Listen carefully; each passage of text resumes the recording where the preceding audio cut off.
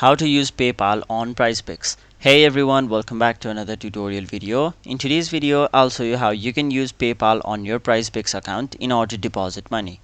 So to do that, you have basically two different options. So if you already have a PayPal balance on your PayPal account, you can simply transfer it, or if you don't, you can simply do it through your bank account through PayPal.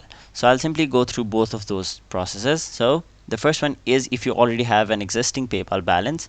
Now if you already have PayPal balance on your PayPal account, simply navigate to the PrizePicks deposit page on the PrizePicks app, and also make sure you are logged into your PrizePicks account.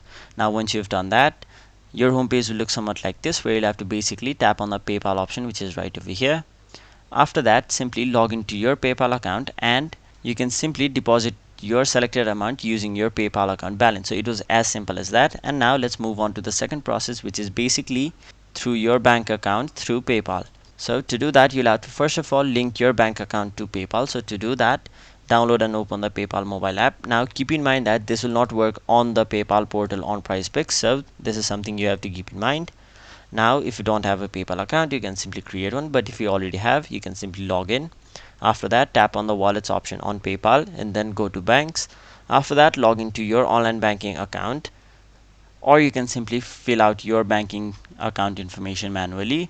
Now once you've linked your bank account, simply navigate back to the PrizePicks deposit page and click on the PayPal portal. After that, you can simply complete your deposit with your PayPal balance and start playing on PrizePicks.